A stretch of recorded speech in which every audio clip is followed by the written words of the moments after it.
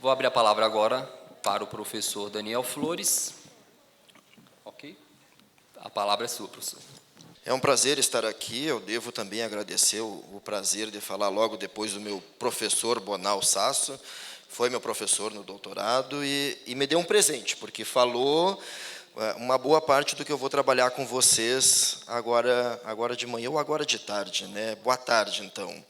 O meu desafio vai ser mantê-los aqui após o meio-dia, eu acho que alguns com fome, mas eu vou tentar apressar um pouco a fala, aqueles elementos que o professor Bonal já falou, eu vou passar mais batido, mas a minha ideia é trabalhar a questão sistêmica, é trabalhar a questão da autenticidade. Então, olha só, eu vou trabalhar com vocês, eu vou apresentar uma imagem ali, enquanto o pessoal coloca. Ele é o terceiro slide, inclusive já pode até pular no que colocar o terceiro slide, que é a cadeia de custódia. Eu vou apresentar para vocês a manutenção da cadeia de custódia, que é uma abordagem de Hilary Jenkins, do Sir Hilary Jenkins, onde ele apresenta, nessa literatura de 1922, que os documentos arquivísticos precisam de uma linha ininterrupta, desde o seu nascimento até o seu arquivamento. Tá? Nesse desenho que eu coloquei para vocês aqui, eu faço uma interpretação.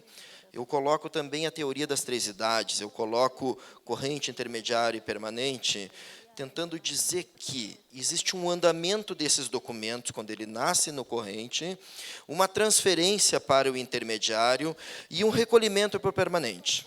Quando eu estou falando de documentos analógicos, isso está tudo ok, isso está tranquilo. Isso pela fisicalidade do documento analógico, isso pela estabilidade do papel, pela estabilidade do documento analógico. O que complicou realmente foi com o advento do digital, foi com a fragilidade do documento digital, foi com a questão da complexidade, com a questão da especificidade. Nós tivemos que criar diversas metodologias, criar normas, criar princípios. O professor Bonal apresentou esse panorama que nós necessitamos contemplar, mas, principalmente, a ideia é a ideia do todo, é a ideia de eu conseguir enxergar toda esta cadeia de custódia arquivística, desde o nascimento até o seu destino final. Essa cadeia de custódia de Jenkinson, ela tá ligada aos custodiadores, ela está ligada às instituições. Olhem só. Então, aquele amarelo lá em cima, ele é a cadeia. Ele é desde que o documento nasceu até a sua destinação final. Não só até a destinação, que é a abordagem de gestão de documentos, mas sim o arquivamento, mas sim o arquivo permanente. Esse documento nasce no arquivo corrente, ele vai para o intermediário, ele pode ser eliminado ou ser recolhido. Isso está tudo ok para a área de arquivo, está tudo ok com o analógico. O problema é o digital. Como é que a gente vai considerar a questão do documento arquivístico digital nessa cadeia de custódia? O que eu vou apresentar para vocês é uma manutenção da cadeia de custódia digital. É uma abordagem de trazer esse documento arquivístico através das normas OAIs, através dos pacotes, através dos sistemas de gestão documental, através de pacotes que vão ter que ir para o repositório arquivístico digital, dando essa continuidade da cadeia de custódia, mas garantindo a autenticidade desses documentos, não permitindo a intervenção humana, por exemplo, numa cadeia de bits, que é o documento digital. Essa é exatamente a nossa problemática. Para isso, o documento arquivístico digital, ele é o quê? Ele é uma informação fixada num suporte, está registrado num suporte, ele é indivisível, ele é único, ele é orgânico, ele é binário, e ele requer autenticidade. A autenticidade, ela é dividida em dois componentes. Tá? A identidade, que está relacionada a metadados, aquela que mantém o documento único, e está relacionado também à integridade. Elementos como forma fixa, conteúdo estável, variabilidade limitada, forma documental manifestada ou forma documental armazenada.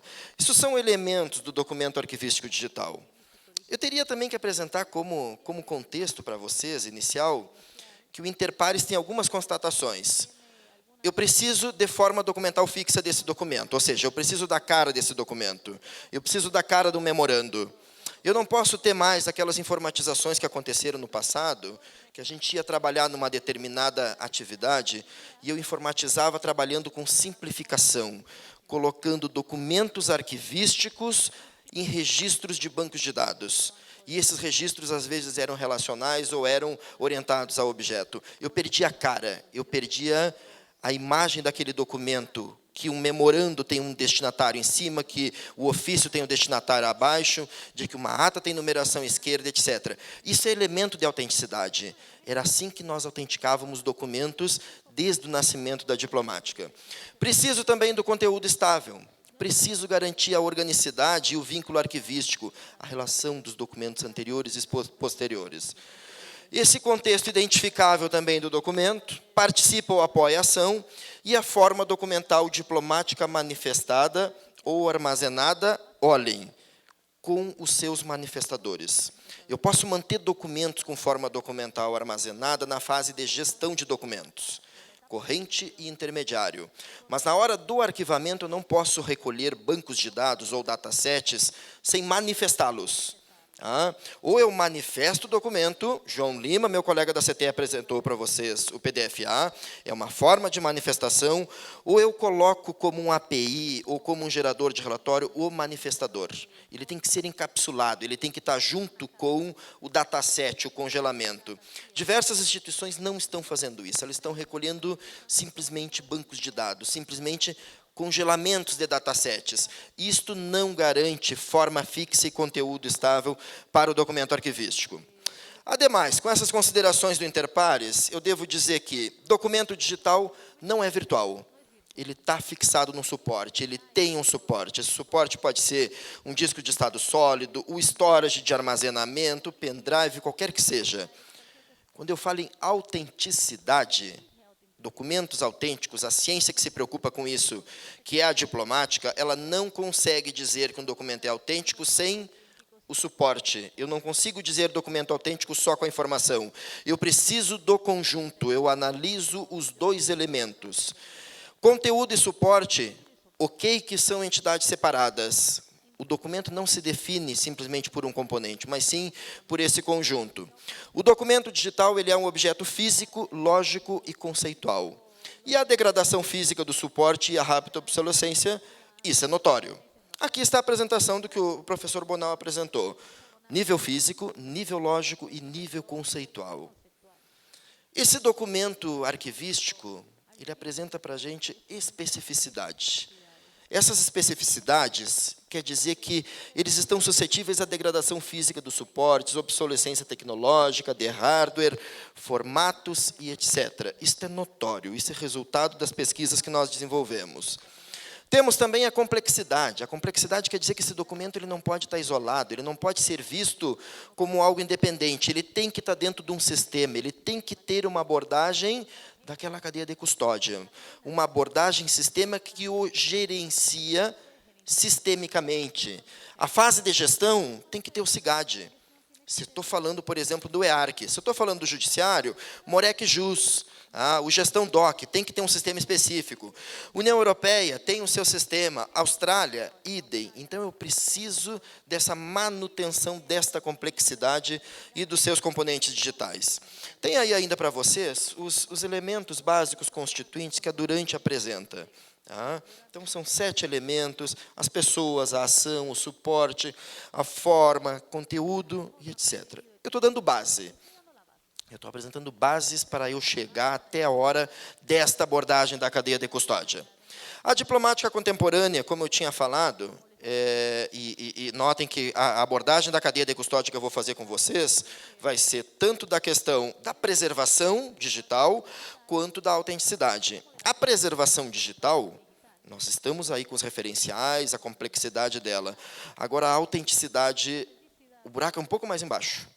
Documentos autênticos no ambiente digital complica um pouco mais. A ciência que se debruça para garantir a autenticidade dos documentos arquivísticos é a diplomática. É a ciência autônoma, independente, retroalimentada, nasceu lá em 1681. Temos uma nova diplomática agora. Essa diplomática ela nasceu ligada à paleografia, à história e ao direito.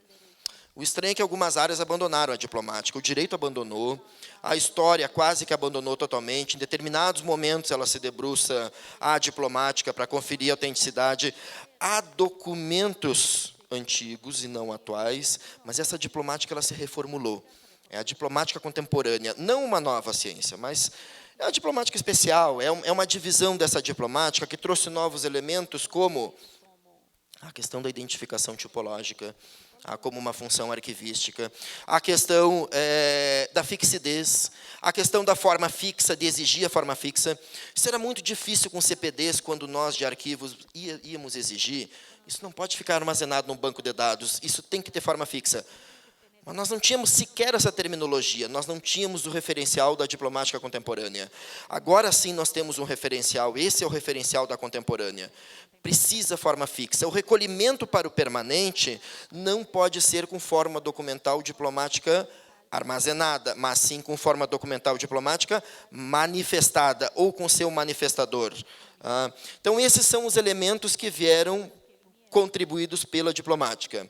E aí está a manutenção da cadeia de custódia dos documentos arquivísticos digitais.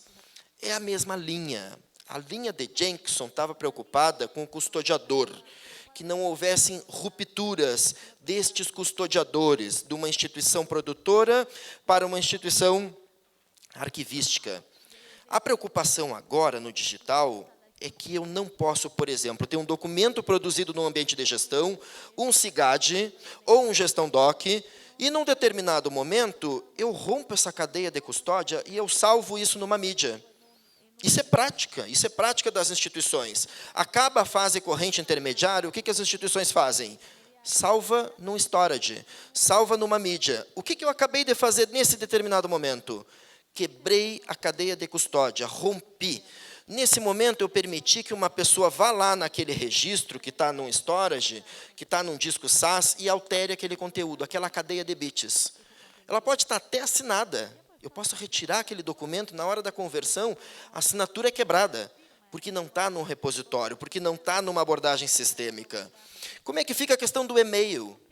O e-mail é produzido num ambiente de e-mails, num servidor SMTP, num servidor POP.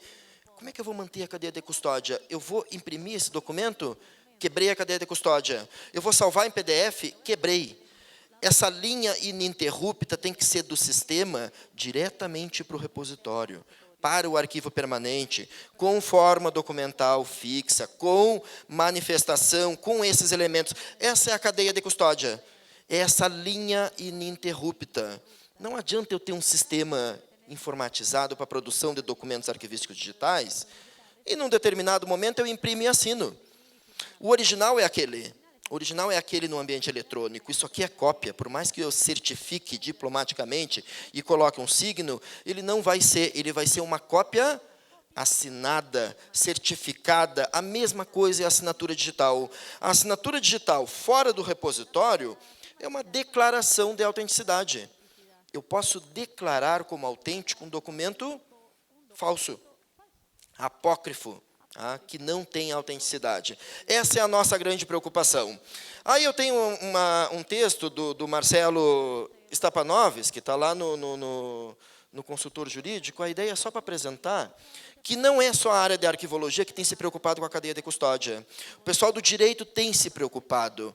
Tem pessoas do direito que já estão se debruçando sobre a ciência diplomática. Nós já estamos conseguindo, com alguns cursos, levar a disciplina de diplomática para o direito, para estudar uma análise forense, para estudar a autenticidade do documento, para estudar a cadeia de custódia, a manutenção dessa linha ininterrupta, que ela tem que ser cuidada. Principalmente que eu não posso autenticar depois que ele foi produzido. O documento tem que nascer autêntico, a intervenção tem que ser na gênese e tem que ser mantido até o seu arquivamento e aí por diante. Mas esse texto que se apresenta para vocês aí é só realmente para dizer que tem estudos nesta temática. Isso que eu apresento para vocês é um gráfico que eu fiz tentando colocar essa manutenção da cadeia de custódia, esse ciclo vital dos documentos, as 3 idades, corrente e intermediário, as 2 primeiras idades, quem é o sistema que se responsabiliza pela autenticidade, pela preservação, pela gestão, produção, tramitação e etc. Sistema de Gestão de Documentos. Se for pela EARC Brasil, é o SIGAD. Se for pelo MOREC, é o Gestão Doc. E assim por diante. Na União Europeia tem o MOREC, ou vai por DIRCS, ou vai nos Estados Unidos pelo DOD 5015, é o seu sistema de gestão. Quando acontece uma alteração da cadeia, olha, não é ruptura, é alteração. Esse documento é recolhido para o permanente. Ele vence as suas 2 primeiras idades, corrente e intermediário. Tem instituições que estão mantendo documentos permanentes no corrente intermediário. O que eu estou infringindo aí? Eu estou mantendo um documento que tem que ser preservado, que tem que ser cuidado, com um epistema próprio, e eu estou mantendo ele num ambiente que o fragiliza, o ambiente de gestão de documentos, um ambiente que permite classificar, um ambiente que permite avaliar, um ambiente que permite eliminar.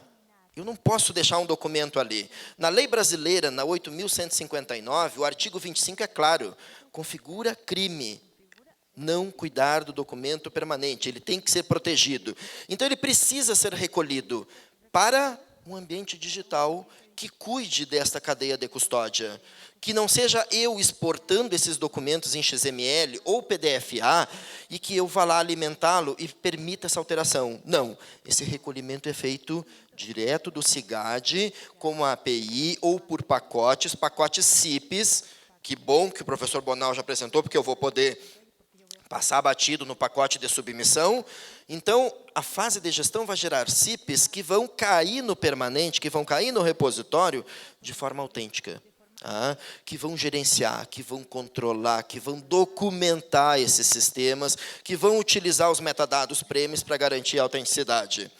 Olhem só, lá no corrente intermediário eu posso ter repositórios? Sim. Para quê?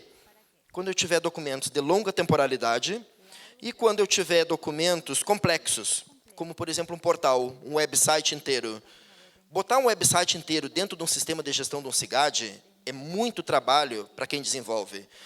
Colocar num sistema de SIGAD, num sistema de gestão, um gestão doc, um documento com uma temporalidade, por exemplo, um diário de classe digital das IFES, está classificado lá no plano de classificação, no CCD nosso, 20 anos. Gente, 20 anos numa universidade, eu estou falando de 5 gestões de reitores, 5 gestões de diretores de CPD. É muito tempo para fazer preservação e manter isso num sistema de gestão online. Então, o que eu faço? Eu posso utilizar repositório. Olha a diferença. Lá é um repositório de corrente intermediário.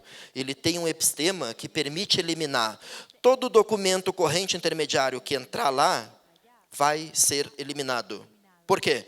Porque ele vai sair pelo próprio SIGAD, que, num determinado momento, quando aquele documento adquirir o caráter permanente, vai ser recolhido ao permanente.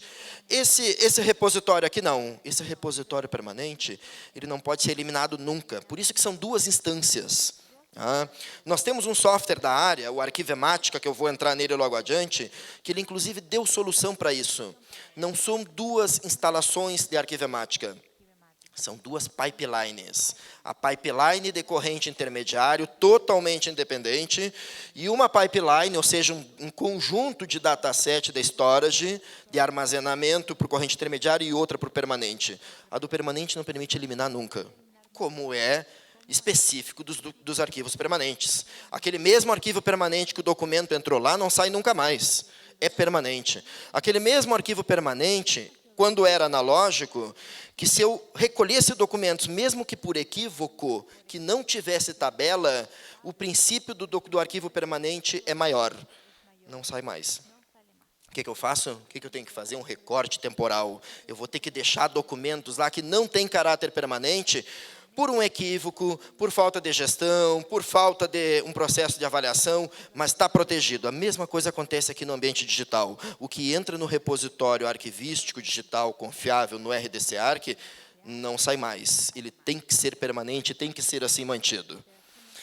A resolução 37 do CONARC, eu apresento para você só como um elemento da autenticidade, para deixar bem claro que a autenticidade ela se divide em 2 componentes.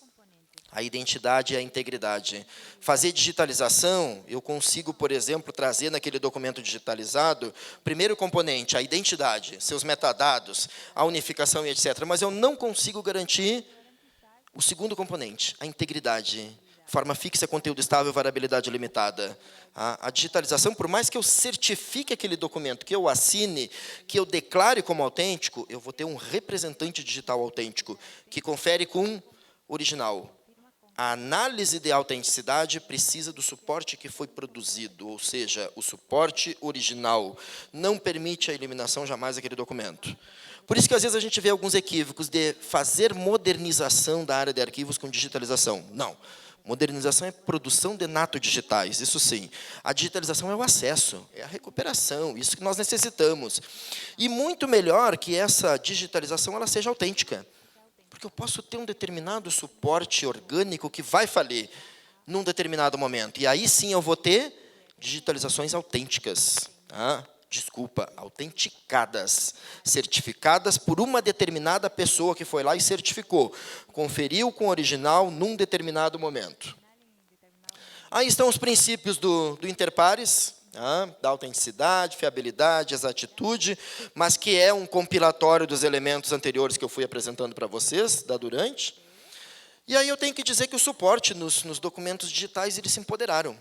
Muito diferente do que quando foi o início da produção de documentos eletrônicos, não digitais. Se imaginava que a produção de documentos eletrônicos iria acabar com o suporte. O objeto de estudo da arquivologia deixaria de ser o documento e passaria a ser a informação. O suporte não importava mais, era só a informação. Claro que a informação importa, e muito. Mas sem suporte não existe autenticidade, porque a ciência que se preocupa de garantir a autenticidade, a diplomática, ela precisa se debruçar sobre o suporte. Porque se esse documento vai ser migrado, que era outro argumento que se tinha, mas e quando eu migro aquele documento, o suporte se perde?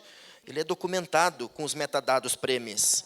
Ele é documentado no repositório, no ambiente autêntico. Não sou eu que vou lá registrar manualmente e adulterar aquela cadeia de bits. Não, ele tem uma documentação que visa garantir a autenticidade desse documento.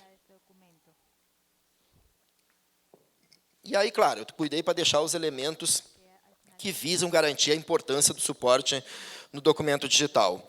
Eu fiz a mesma imagem, eu mudei alguns elementos, olha só.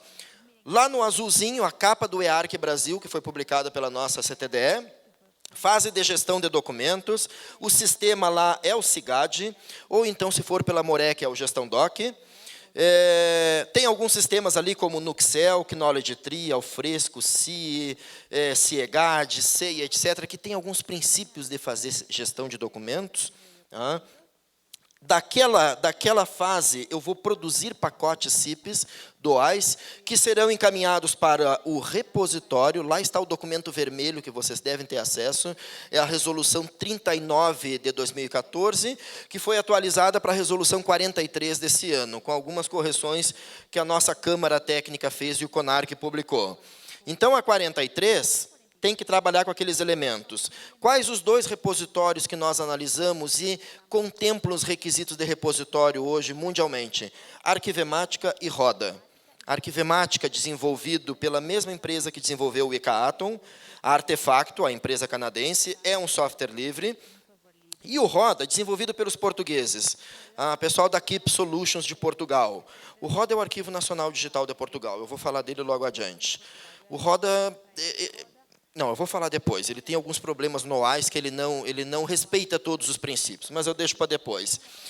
E olhem só, o acesso, segundo o OAS, o acesso não é dado no ambiente de repositório, não é dado no ambiente de administração. Aquela imagem que vocês viram que o professor Sasso apresentou, ela não é lá. Ela tem que ser dado fora, ela tem que ser dado esse acesso num outro ambiente, num ambiente que é a plataforma de acesso. ICAATOM, Atom, Archivist Toolkit, Content DM. Então, ali estão as ferramentas. Ali é que eu dou acesso. O acesso ele sai do repositório com um pacote, que é aquele terceiro pacote do OAS, o DIP, o pacote de disseminação. Esse era o problema do Roda. O Roda não trabalha com uma plataforma de acesso. O Roda, o repositório dos portugueses, ele dá o acesso no próprio Roda, no próprio ambiente de repositório. O OAS, ele preconiza que o ambiente de repositório ele tem que estar numa zona fechada, numa zona militarizada, como a gente chama em tecnologia. A plataforma de acesso, não. A plataforma de acesso ela está numa DMZ, um ambiente desmilitarizado. Então, por isso que a gente tem uma identificação maior, uma predileção maior pelo Arquivemática, exatamente por ele cuidar muito bem dos princípios arquivísticos, cuidar muito bem das normas, dos padrões, e não ferir nenhum desses princípios. Aí está o EARC Brasil, o Morec Jus, que estão ligados à gestão. Eu vou só dar uma expandida daquelas 3 fases que eu falei lá, da gestão, dos repositórios e das plataformas de acesso. Aí está a gestão. Aí está o DOD 5015, aí está o Morec. Aí estão alguns sistemas que fazem gestão de documentos. Por exemplo, o Aguaron-Core ou o Alfresco, eles são 100% relacionados ao modelo de gestão norte-americano, o DOD 5015. Mas eles não são ao brasileiro, que é o EARC. Então, o que as empresas brasileiras têm feito? Elas pegam alguns desses sistemas e fazem customizações, e implementam. E passam a ter um sistema de SIGAD. Um sistema de SIGAD, sim, faz gestão documental, arquivisticamente falando, não um sistema de GED. O sistema de GED é uma ferramenta. Ele não contempla o epistema de fazer toda a gestão documental e dando a manutenção da cadeia de custódia. Aí estão outros sistemas que não são software livre, ou não todos, mas que têm, em princípio, algumas funcionalidades de SIGAD. Isso é um outro entendimento que a gente tem discutido na CTDE. João Lima pode corroborar comigo. Que o que a gente tem visto na maioria das instituições é que as instituições não estão fazendo o chamado SIGADão. O SIGAD, não existe SIGADão, desculpa. O SIGAD que contempla toda a gestão. Mas eu vou lá e eu pego um sistema de negócio. E aí eu vou lá e eu aplico todos os requisitos do EARC naquele sistema de negócio. Por exemplo, num sistema de processo. Por exemplo, num sistema eletrônico de matrícula de alunos de universidade. Por exemplo, num sistema de afastamento de servidores. E eu pego todos aqueles requisitos e aplico e eu passo a ter aquele sistema de negócio 100% de acordo com o EARC. Então, ele produz documentos autênticos, ele prepara a CIP, ele empacota, ele manda para o repositório, ele mantém a cadeia de custódia e esses documentos serão autênticos, estão garantidos. É claro que, se ele for fazer isso depois para outros sistemas, a sistemática é a mesma. O que a gente queria era o todo, mas existe uma carência realmente de sistemas de gestão documental em software livre. Inclusive, instituições que já têm e que tinham a ideia de ser em software livre, acabaram voltando atrás e preferiram o modelo de software proprietário, que é danoso e que não faz bem para o documento público permanente e acessível.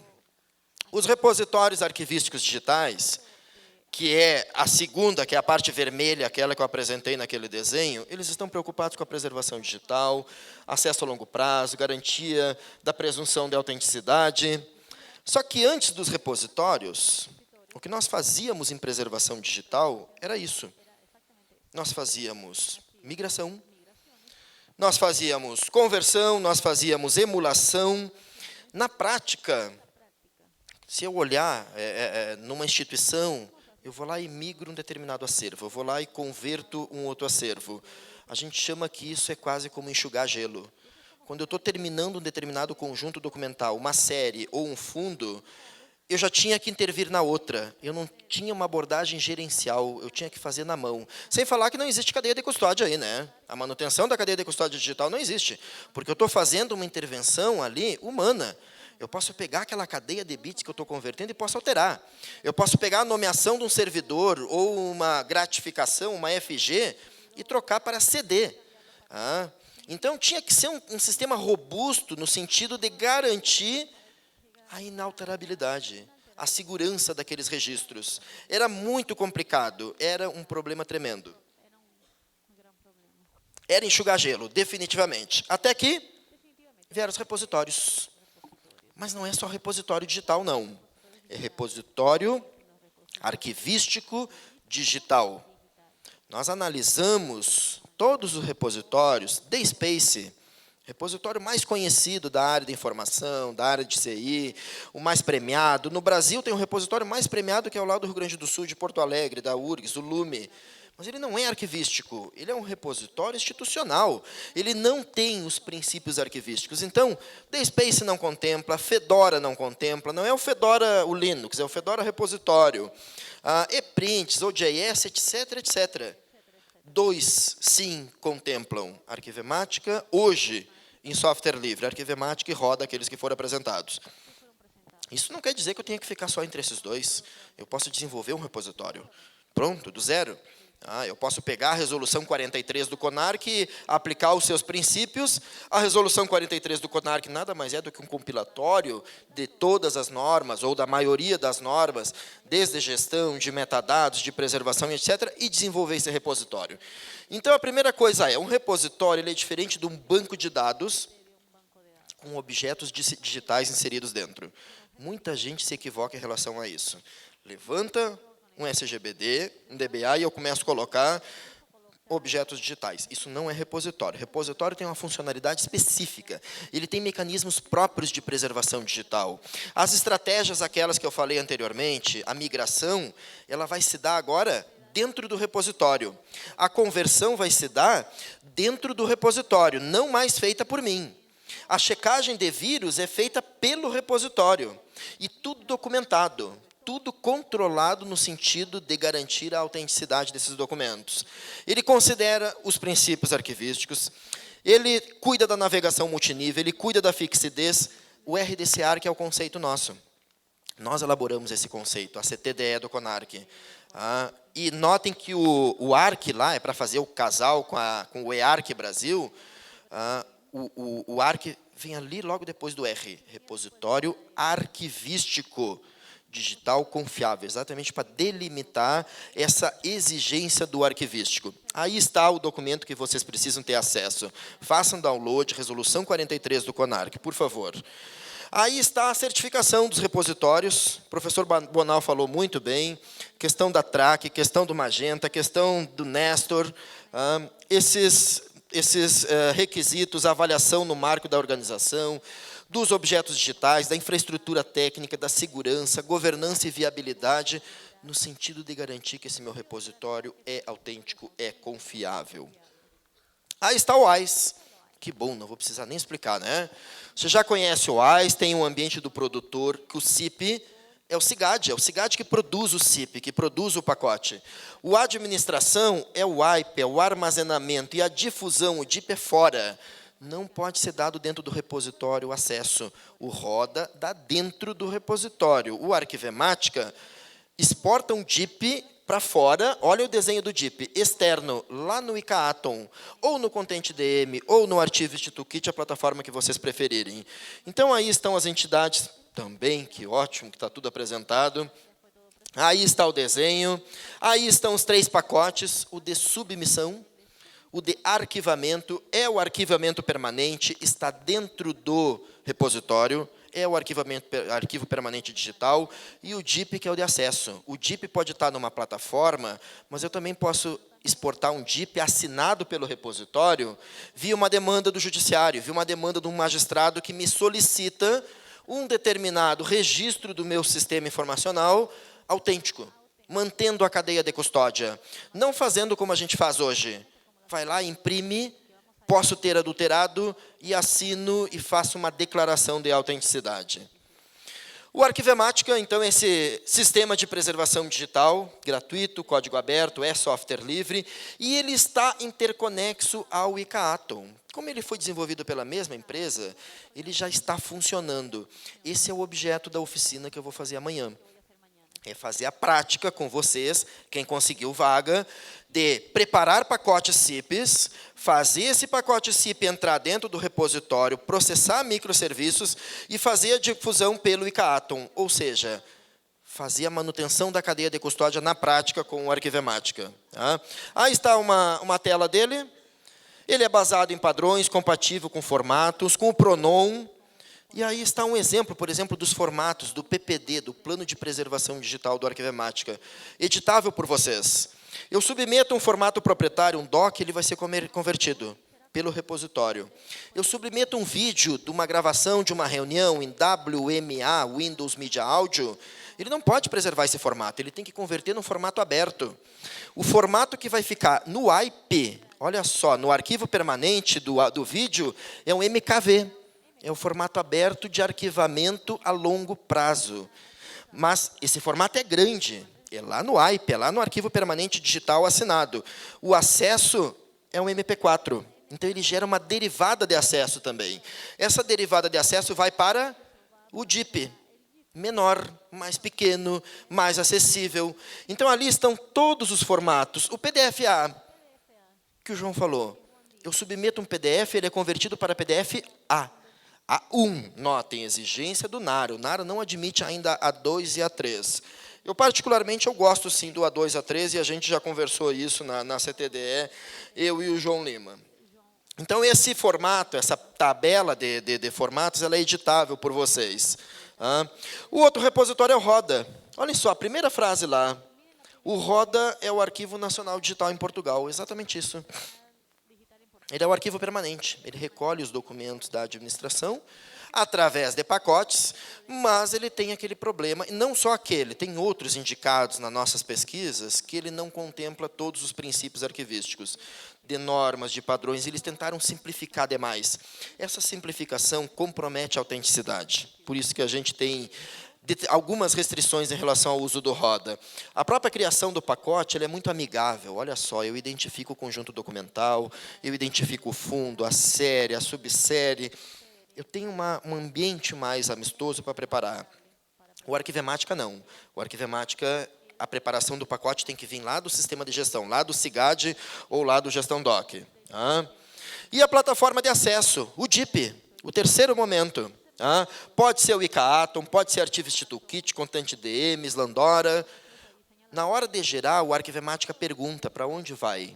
Ou se não vai para uma plataforma, porque, segundo a LAI, a Lei de Acesso à Informação, fere privacidade ou está classificado em grau de sigilo. Um dos dois princípios em que eu não vou dar acesso. Caso contrário, o acesso é para tudo, todo documento público, né? Todos. E aí, nesses casos, eu vou gerar só o AIP, que vai ser o arquivo permanente dentro do repositório. O ICA-Atom, notem, vocês também têm uma oficina do ICA-Atom com a Tassiara amanhã. Por favor, façam. Ele tem 3 momentos. Ele tem um primeiro momento do ICA-Atom, que ele foi desenvolvido para descrição arquivística. E muito ligado à descrição como uma atividade de permanente ainda. Então, é só quando eu for fazer instrumentos formais, guias, inventários, catálogos, inventários, repertórios, edições de fontes. O segundo momento dele é para acesso, difusão e descrição. Acesso, então, quer dizer que eu começo a dar acesso a documentos, mesmo sem tê-los descrito. Eu posso, por exemplo, levantar um ICA-Atom num setor de licitação de compras, que eu tenho que dar acesso àqueles documentos correntes ainda, não permanentes, e eu preciso de uma plataforma para dar esses documentos online. As instituições vão lá e levantam um Dropbox, levantam uma outra ferramenta, um Joomla para fazer isso, quando tem uma ferramenta pronta, com uma arquitetura informacional, que é o plano de classificação que não se obsolesce. E a difusão, que é a transparência ativa. É aquela que eu nem recebo o pedido, mas eu tenho que colocar online. O ICA-Atom dá conta disso também. Então, são esses momentos. E o último momento do ICA-Atom, ele interconexo ao Arquivemática. Então, quer dizer que eu vou dar acesso no ICA-Atom, não a documentos que eu loguei no ICA-Atom para inserir nele. Não, são documentos que virão daquele pacote CIP, que foi armazenado no repositório como AIP e que foi difundido como DIP. Eu vou pular agora, porque o meu tempo está esgotado, e eu vou mostrar como é que vai se dar essa representação do acesso no ICA-Atom. Aqui tem exemplos dos ICA-Atoms que existem nas instituições. Esses slides estarão à disposição de vocês. Diversas instituições já estão adotando o ICA-Atom e estão adotando também o ICA-Atom interconexo ao Arquivemática. Se eu voltar ali, olha um outro desenho mostrando o empacotamento do CIP na gestão, a chegada no repositório, processamento dos microserviços, a difusão por ICA-Atom, mantendo a cadeia de custódia, mantendo esses documentos autênticos, confiáveis. Mas o que eu queria mostrar, eu vou passar por todos esses elementos, isso vai ficar na prática da oficina, para nós ter que fazer.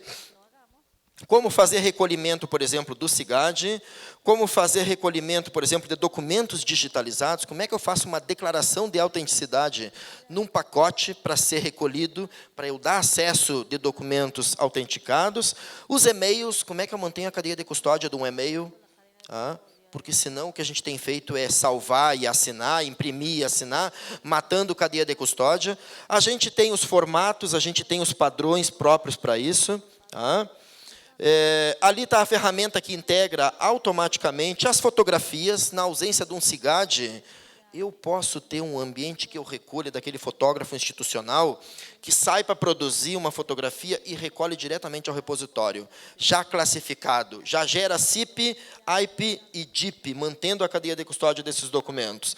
Os websites. Se eu pedir para vocês via lá e para as instituições públicas de vocês, o website de vocês de 2005, 2010, está recolhido arquivisticamente, está preservado, está autêntico, vocês precisam de repositório para isso. Então, aí está a solução. Falo da questão dos metadados, dos arquivos, dos premes, que é o padrão de metadados. A assinatura digital no repositório, no RDC-ARC, 3 momentos. É muito mais importante a assinatura do repositório do que aquela assinatura em que eu fico certificando documento por documento. Aí está o sistema de dupla checagem do Arquivemática. Quando eu precisar excluir um documento dele, que ele não permite excluir documentos permanentes, mas numa demanda judicial, numa autorização judicial, eu vou ter que fazer o pedido, e esse pedido vai ter que cair lá na área de tecnologia para analisar o parecer e confirmar. Não é só a área de arquivo que consegue excluir um pacote de armazenamento. Aqui que eu queria chegar, no acesso do ICAATO autêntico. Eu não consigo colocar no ICAATO aquele código de autenticidade que está bem lá embaixo.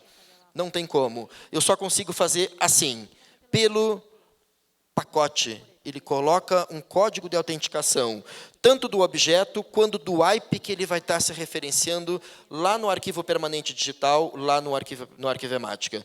Vou deixar as conclusões aqui para vocês, as considerações finais, retomando que a cadeia de custódia ela é fundamental para o ambiente digital. Deixo os contatos e devolvo agora a palavra ao meu cruel. Muito obrigado. Então, a gente encerra por aqui e até depois do almoço. Bom almoço a todos.